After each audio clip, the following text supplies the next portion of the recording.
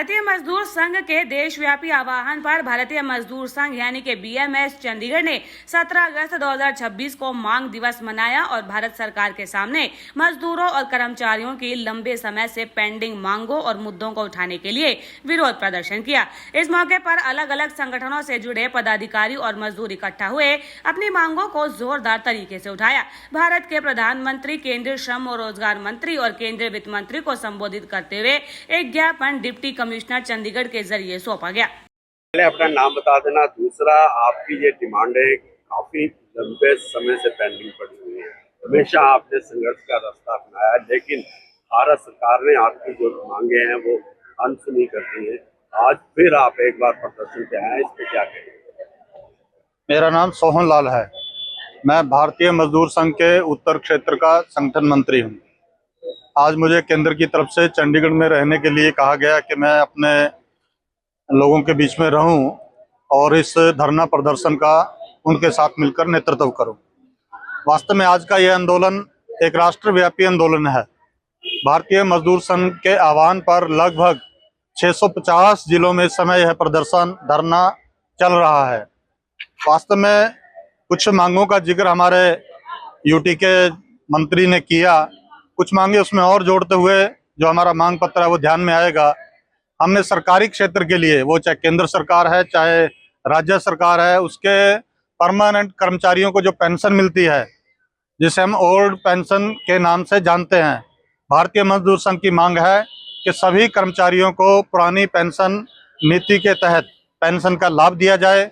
इसके अलावा हमारा जो बैंकिंग सेक्टर है, एक बहुत बड़ा सेक्टर है, उसमें पिछले एक दशक से भारत सरकार ये मानती आ रही है कि बैंकों में 5 दिन का सप्ताह होना चाहिए, लेकिन उसे आज तक लागू नहीं किया गया। हम आज इस मांग पत्र के माध्यम से भारत सरकार से मांग कर रहे हैं कि बैंकों में 5 दिन का सप्ताह लागू किया जाए। एक और बड़ी विडंबना है, स्कीम वर्कर। नाम स्कीम वर्कर है, लेकिन ध्यान में आप सब पत्रकार बंधुओं को भी मालूम होगा, हमें तो मालूम है ही, कोई भी स्कीम 10 या 12 साल के लिए सरकारें द्वारा चलाई जाती हैं, लेकिन भारत सरकार में आंगनवाड़ी, आशा, मिड डे मील, एनएचएम, ऐसी अनेकों स्कीमें हैं जो पिछले आधे शताब्दी से, यानी लगभग 50 सालों से, 1975 में स्कीमें शुरू हुई थी लेकर आज तक स्कीम वर्कर के नाम पर उन कर्मचारियों का शोषण आज भी किया जा रहा है। उनकी संख्या देश में 1 करोड़ से अधिक की है।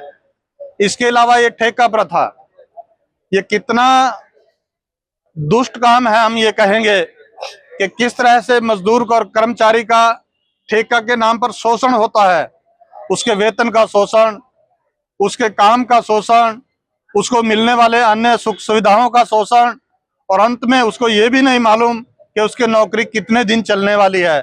इसलिए भारतीय मजदूर संघ पुरजोर से इस ठेका प्रथा का विरोध करता है और इस ठेका प्रथा को समाप्त करके इस सारे काम को सरकारी दायरे में लाया जाए, और जब तक यह प्रक्रिया चलती है तब तक समान काम के लिए समान वेतन सबको मिलना चाहिए, ऐसी भारतीय मजदूर संघ की मांग है। वास्तव में भारतीय मजदूर संघ कोई अकेले इस देश में मजदूर संगठनों में काम नहीं करता। 1955 में जब भारतीय मजदूर संघ आया तो वो एक सिद्धांत लेकर आया था। हमने कभी नहीं कहा कि चाहे जो मजबूरी हो, मांग हमारी पूरी हो। हमने हमेशा कहा है कि देश के हित में करेंगे काम, काम के लेंगे पूरे दाम। ऐसे राष्ट्रवादी विचारों को यदि सरकार अनदेखा करती है तो मैं सरकार को आपके माध्यम से चेतावनी देना चाहूंगा कि यदि आप शीघ्रता से कर्मचारियों और मजदूरों की हमारी रखी गई मांगों पर विचार नहीं करते तो फिर दिल्ली में हमारा सामना करने के लिए आप तैयार रहिए। हम तुरंत दिल्ली की ओर कूच करने के लिए तैयार हैं। ये चेतावनी मैं आपके माध्यम से देना चाहूंगा। भारतीय मजदूर संघ चंडीगढ़ की ओर से कौन कौन सी यूनियन यहाँ पर आज शामिल? यहाँ पर हमारी ट्रांसपोर्ट में यूनियन है, यहाँ हमारी ठेका प्रथा की यूनियन है, यहाँ हमारी पब्लिक हेल्थ की यूनियन है, यहाँ हमारी बैंकिंग सेक्टर में यूनियन है, यहाँ हमारी पीजीआई में यूनियन है।